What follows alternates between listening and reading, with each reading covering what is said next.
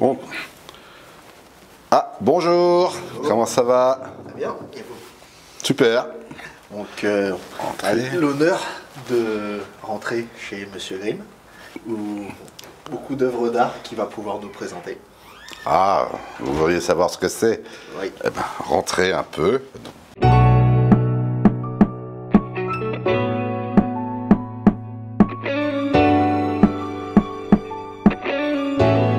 Le temps est trop précieux pour qu'on puisse se permettre de le perdre. Vous avez beaucoup de jolies choses ici qu'on peut voir. Ah oui. Ce que vous pouvez présenter. Ah, eh bien, j'ai toujours dit qu'il ne faut jamais mettre ses billes dans le même panier. Donc j'ai investi non seulement dans l'immobilier, mais aussi dans les œuvres d'art. Mais les œuvres d'art, c'est plus qu'un investissement. C'est une partie plaisir, c'est une partie passion, c'est une partie culture qui m'a permis de voyager dans le monde entier, d'aller à des expositions, à des conventions, à des salles de vente, et de pouvoir acquérir certains objets rares quelquefois. Et en fait, tout ce que vous voyez ici a une histoire, a un voyage, a une énigme quelquefois.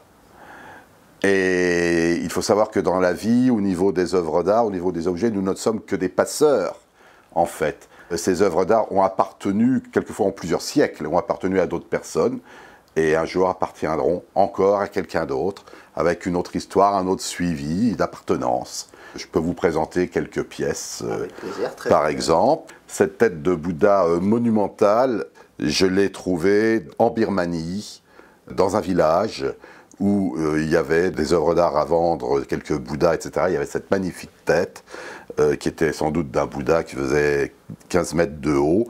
Elle est en lac, dorée à l'or, avec les yeux nacrés également. Et donc, cette pièce-là, j'ai eu beaucoup de mal pour la faire revenir en France, parce qu'en Thaïlande, ils ne voulaient pas la laisser passer, parce que c'est une représentation de Bouddha.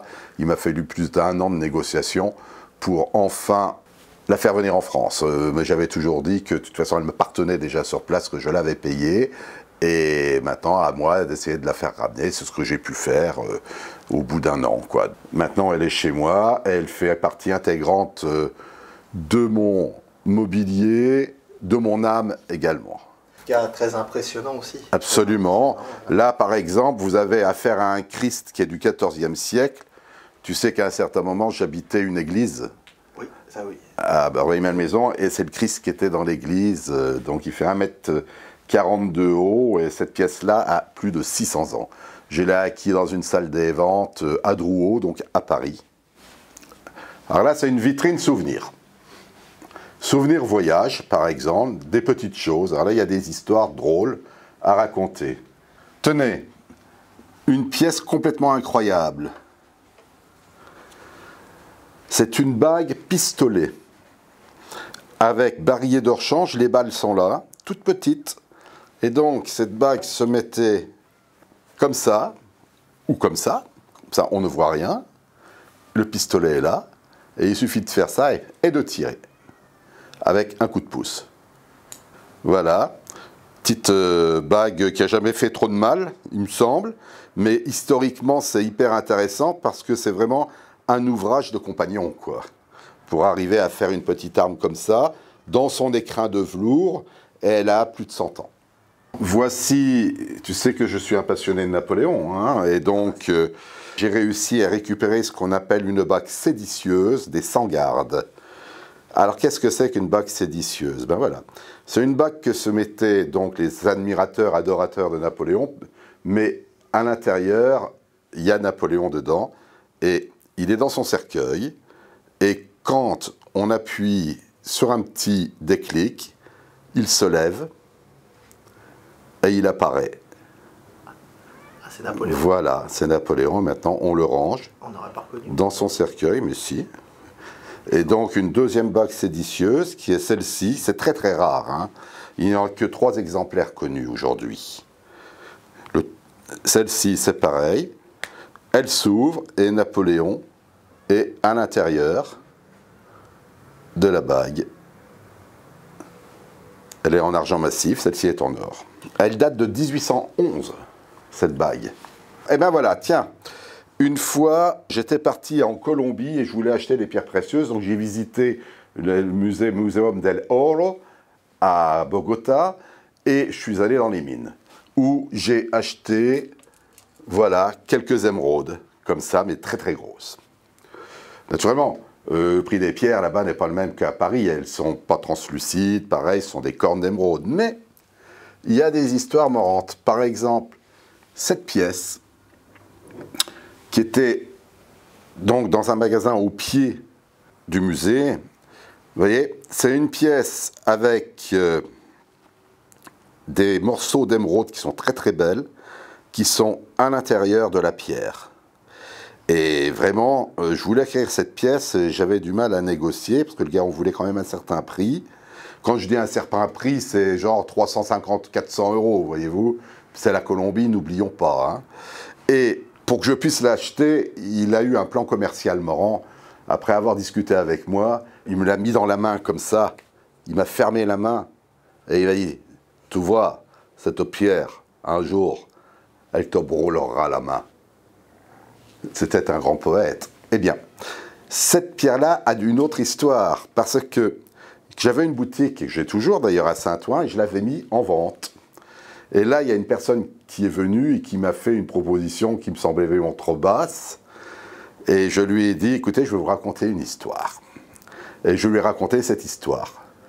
Et j'ai dit, il me l'a mis dans la main, et il m'a dit, cette pierre te brûlera la main. J'ai dit, c'est complètement exact. Elle me brûle la main, mais maintenant elle me brûle le cœur. Monsieur, je suis désolé, gardez votre argent, moi je garde ma pierre. Voilà, petite histoire drôle, humaine également. Tous ces objets ont été achetés au cours de mes voyages. L'œuf, par exemple, c'est extraordinaire cet œuf. C'est un œuf d'Aperonis. Aperonis, c'est une autruche qui vivait uniquement à Madagascar, qui faisait 600 kilos et 5 mètres de haut. Et ces œufs-là, on ne peut pas les ramener de Madagascar. Mais j'avais connu le cuistot de l'ambassade, il y a 25 ans, et il l'a ramené dans la valise à l'époque diplomatique, pour me faire plaisir.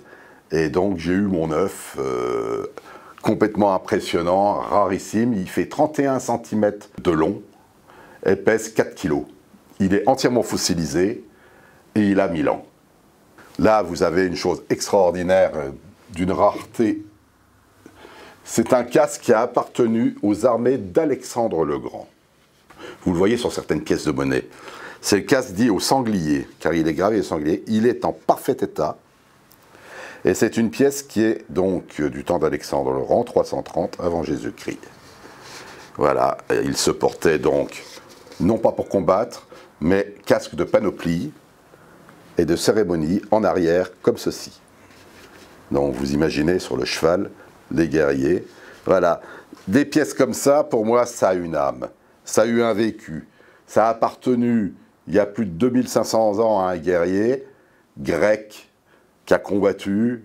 C'est complètement incroyable. Il a été acheté en Allemagne, donc d'une grande collection qui s'appelle la collection Gutmann, qui était un industriel passionné d'art et passionné donc d'art militaire, hein, car c'est un casque militaire de coup. Voilà, donc voici donc une pièce très très étonnante. Vous savez que l'Inde, la spécialité c'est Ganesh. Ganesh c'est le dieu éléphant pour les enfants. Eh bien j'ai trouvé un Ganesh comme ça, en lapis-lazuli. Très joli, entièrement sculpté. Moi des petites pièces comme ça, je craque, ça me fait plaisir. C'est pas, à vrai dire, un investissement, on va pas parler d'investissement, c'est un investissement de cœur plutôt, hein, et de culture, parce que je connais toute l'histoire naturellement des déités indiennes, ainsi des religions indiennes, il y en a 17. Et Ganesh est une histoire complètement prenante d'idéologie hindouiste. Par exemple, un très très bel objet qui était utilisé par les samouraïs. Voilà, ça c'est une boîte dans laquelle on peut ranger plusieurs choses à l'intérieur, des missives, du courrier, des lettres, et cette boîte donc se ferme en tirant les lanières et se mettait à la ceinture comme ça. Mais il fallait qu'elle soit belle, car on se montre avec. Donc cette boîte est entièrement laquée d'or et d'argent, représentant une tsuba. La tsuba, c'est une garde de sabre japonais. Cette boîte est entièrement complète, sans rayures, sans rien. Et elle date de 1650. Très, très, très bel objet. Très intéressant. L'art de la table. J'adore l'art de la table. Comme tu peux le voir, j'ai beaucoup de coquillages. Je m'en sers comme assiette.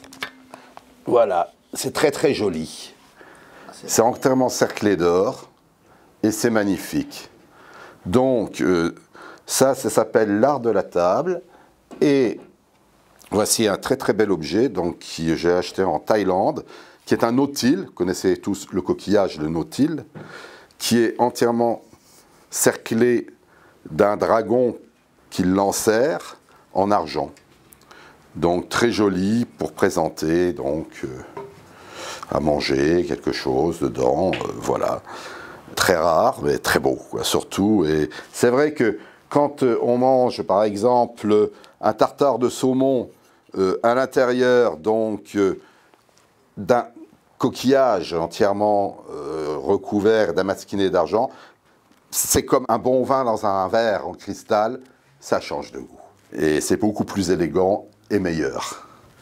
Donc tout ça, ça fait partie également de la culture culinaire qui est importante et à prendre en compte également dans tout l'ensemble de ce que j'aime.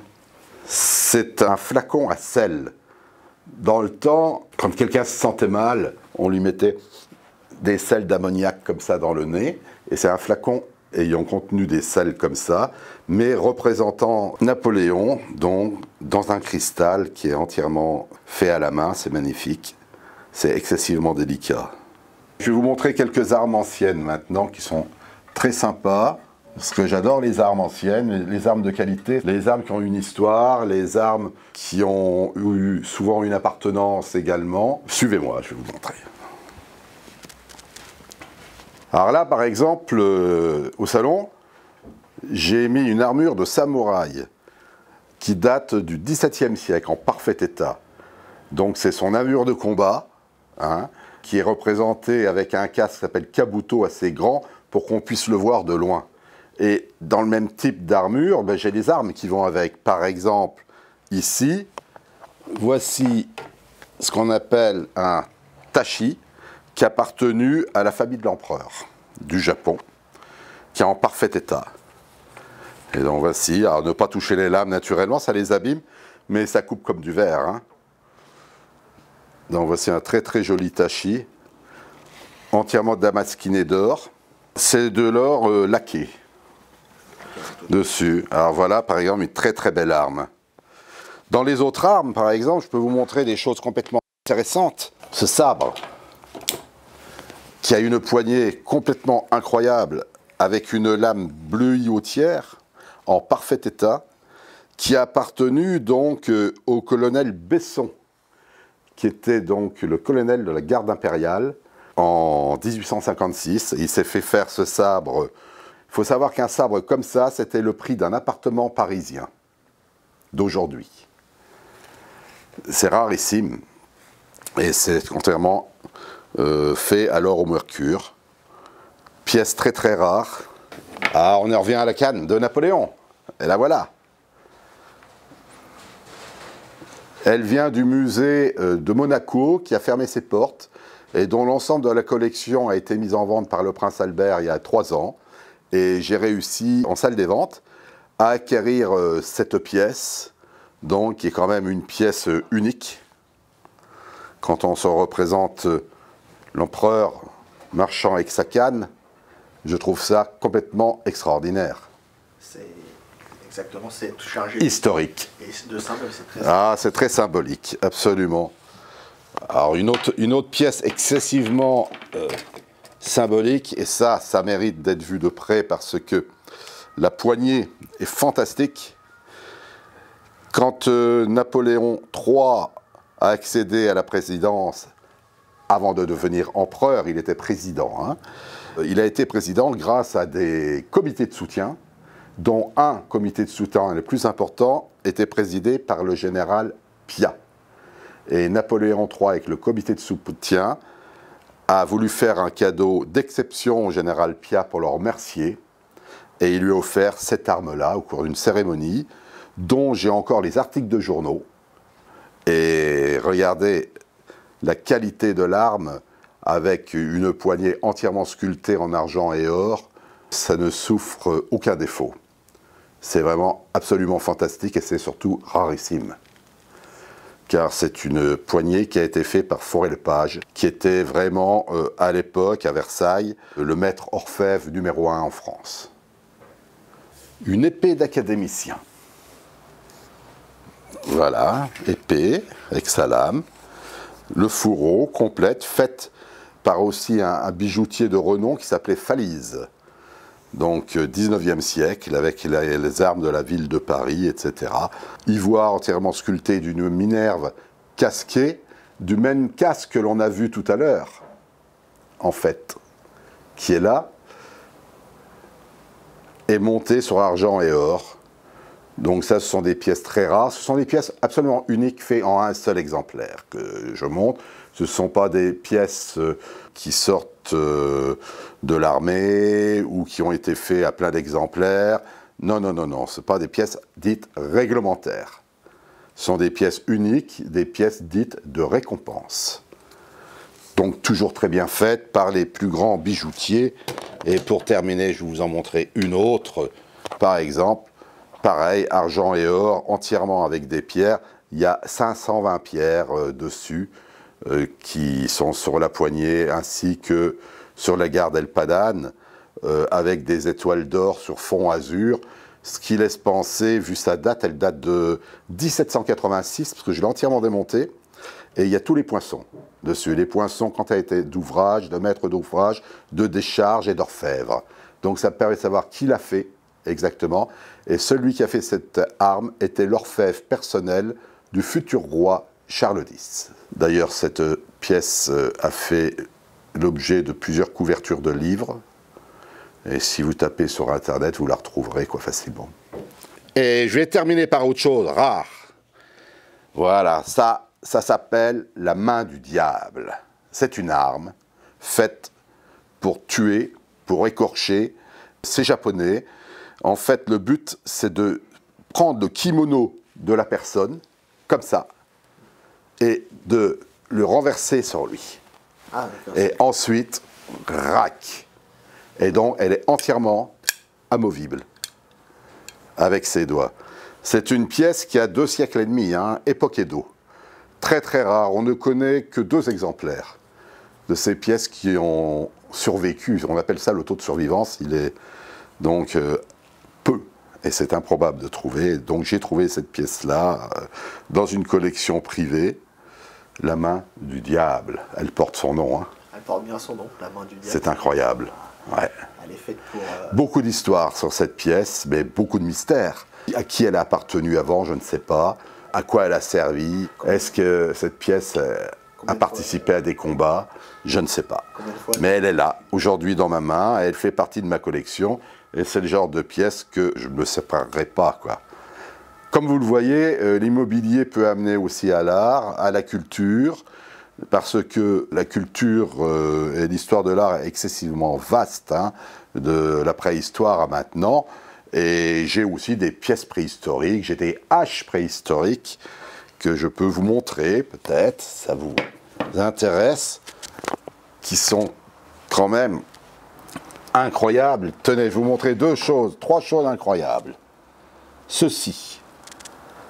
C'est Asmat, ce sont les coupeurs de tête qui avaient ces armes-là.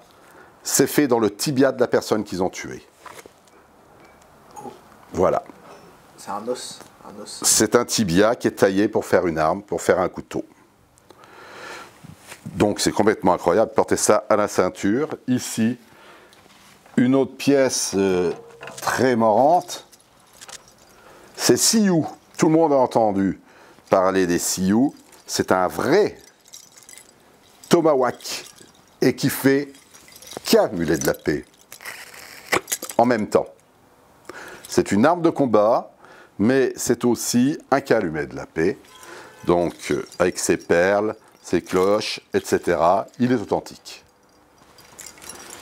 Et je vous parlais tout à l'heure d'une hache, donc préhistorique, eh bien, voici donc la hache préhistorique. La pierre, c'est de la pierre ou des... C'est d'un silex. Elle vient de Charente-Maritime. Elle a été trouvée dans le lieu-dit le Douai. Elle m'a été offerte par un ami à moi, Jean-Michel, qui est un passionné de préhistoire et qui l'a trouvée lui-même. Donc voilà, c'était fait en fait soit avec du bois, soit avec un os. Et la hache est entièrement fixée avec du nerf de bœuf, hein, ou de l'intestin d'animal pour la solidité. Et c'est sûr que c'est une hache de combat. Quand on sait qu'un homme préhistorique a tenu ça dans ses mains, ça a plus de 7000 ans, hein, parce qu'elle est taillée, elle n'est pas polie, donc elle est antérieure à l'histoire de la pierre polie. Taillée, c'est 4 à 6 000 ans avant Jésus-Christ, donc elle a au moins 6 000 ans, voire 8 000 ans. Voilà, et ça, il y a toute une âme sur cet objet, elle transpire de quelque chose, elle transpire d'une histoire. C'est clair, on peut le ressentir. Nos ancêtres, c'est extraordinaire. Voilà, pour vous donner quelques aperçus donc, de choses qu'on peut trouver, des collections. Et, par exemple, je suis un passionné également de violon.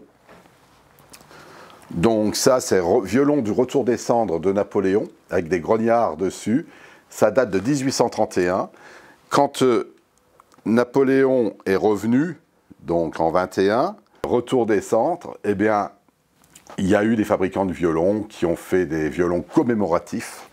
Et en voici quelques exemplaires. Celui-ci date de 1680. Il est entièrement marqueté de bois, avec des attributs donc, de la famille à qui elle appartenait. Ce sont des attributs héraldiques. C'est le blason de la famille. Et là, on passe dans un autre domaine. C'est par exemple, domaine égyptien, j'adore l'Égypte. Donc ça, c'est un masque de sarcophage réel d'une princesse égyptienne qui date de la 25e dynastie. C'est-à-dire que ce masque date d'avant 630 avant Jésus-Christ. C'est une pièce qui a aujourd'hui 3000 ans d'ancienneté, ainsi qu'un Osiris qui était dans les temples. Par exemple, c'est chargé d'histoire, il y a un vécu, et après, bon, quand on acquiert une pièce comme ça, bien, on s'intéresse à l'Égypte, et on apprend toute l'histoire d'Égypte. Je suis déjà allé 5 fois, du coup, en Égypte, pour voir la vallée des rois, la vallée des reines, les pyramides, Saqqara. Je suis allé jusqu'au Soudan, en plein désert, pour chercher, pour voir, pour apprendre. Ça doit être impressionnant, réel, de voir... Ah, mais tout est impressionnant, de toute façon, dans le monde entier. Tout ce que l'on peut voir, qui touche les civilisations anciennes, moi, personnellement, me plaît beaucoup et m'impressionne. Les civilisations sont grandes partout. Tu prends les civilisations chinoises, pour construire le mur de Chine, les palais qu'il y avait à l'époque, c'est complètement incroyable. Tu prends les civilisations précolombiennes, les Incas, les Aztèques, les pyramides qu'ils ont faites en pleine montagne, c'est complètement incroyable également. L'Égypte, c'est ceint de mystères, aussi bien comme les autres. Chaque civilisation mérite d'être étudiée. Par exemple, l'île de Pâques, ces grandes statues monumentales, on se demande comment elles sont arrivées là. C'est complètement incroyable également. Chaque civilisation a ses caractéristiques et son histoire. Et c'est ce que j'apprends, en plus de l'immobilier, naturellement, parce que ça me plaît. Et un jour, lors d'un contrôle fiscal, je me rappelle très bien l'inspecteur des impôts, j'avais ma galerie qui m'a dit « Ah, monsieur Grimm, cette galerie d'art, c'est votre danseuse, en fait. » Et je lui ai dit, oui, ça me permet, je lui ai dit la vérité, je lui ai dit, ça me permet de voyager, ça me permet de me cultiver, ça me permet d'apprendre, et comme je ne suis qu'un passeur dans la vie, eh bien, ça me permettra de passer un jour ces objets à quelqu'un d'autre, peut-être, etc. Avec l'histoire, parce que moi, l'histoire, je l'ai réétudiée derrière, je l'ai réécrite aussi, et je trouve ça hyper intéressant. En effet, c'est ma danseuse, ça me permet donc de ne pas rester coincé dans l'immobilier en permanence et de prospecter tout comme l'immobilier avec des méthodes de prospection diverses, les galeries d'art, les voyages, les fouilles, les archéologues, les antiquaires. Donc prospection, l'achat, négociation, exactement de la même manière, on me propose un prix, je fais baisser le prix avec des systèmes de négociation.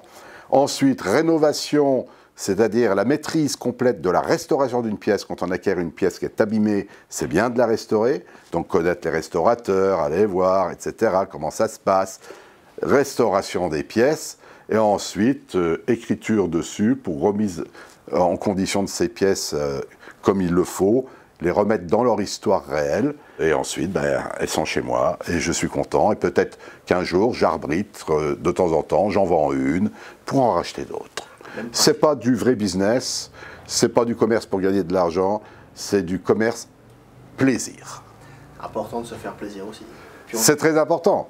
Si on fait toujours la même chose, notamment dans l'immobilier qui est assez prenant, on reste toujours dans son même système, mais je ne veux pas rester dans le même système. Moi, je veux être multitâche et je veux pouvoir avoir l'esprit ouvert comme ça et connaître beaucoup de choses. Ça m'intéresse, la vie, je l'aime, l'histoire m'intéresse, la géographie, la culture, etc. Une petite dernière, alors ça c'est incroyable. Ça, c'est une pierre qui s'appelle perthensite. C'est rarissime. Le feu s'est bloqué à l'intérieur de la pierre. Ah, c'est du feu qui vient. Et cette pierre, il n'y a plus qu'un seul gisement qui existe aujourd'hui en Afrique, qui est vide, qu'on ne trouve plus. Et le deuxième gisement était en Chine, mais la vallée a été noyée pour faire un immense lac et un barrage réserve d'eau. Voici une perthensite qui est complètement incroyable. Regardez les couleurs dedans, c'est superbe. On dirait que le feu s'est figé dans la pierre, c'est rarissime. Effectivement, c'est jamais vu une couleur comme ça, puis un effet aussi... Ah oui, oui, de flamme, de retour de flamme vraiment magnifique. Complet. J'ai acquis en France, en fait, lors d'un salon de minéralogie. Et oui, parce que je m'occupe de minéralogie également, j'adore les pierres. C'est-à-dire qu'en apprenant par soi-même, on est obligé de se plonger dans les livres. Je sais que moi, à l'époque, je passais mon temps à la bibliothèque Georges Pompidou. Il n'y avait pas d'internet, donc j'apprenais et j'allais tous les jours à Georges Pompidou aller chercher des bouquins d'art pour apprendre, parce que je n'avais pas les moyens d'acquérir du tout. Par contre, j'avais les moyens d'apprendre. Donc c'est ce que j'ai mis en place avant d'acquérir. Je me suis dit, j'apprends, un peu comme l'immobilier. On apprend d'abord et dès qu'on contrôle bien le système, on fonce. Donc dès que j'ai commencé à apprendre, etc. Je suis allé en Grèce, j'ai voyagé, j'ai touché des poteries, des aribales, des lessites herbalistiques, des choses. Et donc, automatiquement, j'ai appris. On apprend. Comme l'immobilier, on se prépare avant, on fait des musées, on s'ouvre à la culture. Et après, quand on a la chance d'avoir un petit objet, ça représente vraiment un petit trésor. Voilà. Donc, un petit peu d'argent après pour acheter, un petit peu d'argent pour revendre, pour refaire un cash flow. Comme dans l'immobilier, je n'ai pas hésité à acheter des petits objets pour les vendre un peu plus cher aux puces, pour refaire un petit cash flow, pour acheter des objets un peu plus élevés au niveau des prix, etc. Vraiment, la correspondance est la même. Puis le même principe. Le même principe. La prospection. Sans compter que comme l'immobilier, l'œuvre d'art peut prendre de la valeur. Aussi. Et ce qu'on a payé, par exemple, 500 € pour en valoir 1000 10 ans plus tard. C'est donc le même système de valorisation. D'ailleurs, tout le monde le sait, hein, les valorisations dans les œuvres d'art existent. Dans les tableaux, par exemple, un Picasso, il y a 30 ans, ne vendait pas le même prix que maintenant. Ça a été multiplié par 5, par 10, oui, etc. Des œuvres d'art comme ça, également, grecques, sont quelquefois un peu multipliées également. En tout cas, pas toujours les mêmes prix. Une belle épée bien achetée, comme l'immobilier, la bonne affaire se fait à l'achat. Toujours. Le principe et les valorisations peuvent être des fois plus impressionnantes. Ça dépend. Moi, je ne le fais pas pour la valorisation. Donc, je ne cherche pas à savoir combien ça vaut maintenant, étant donné que je ne suis pas vendeur. C'est la passion. C'est la passion. C'est en tout cas très beau, très intéressant. Voilà, j'espère que ça vous aura plu de rentrer un petit peu dans mon univers secret, hein, quelque part. Et je suis content de vous l'avoir fait partager. Motivé.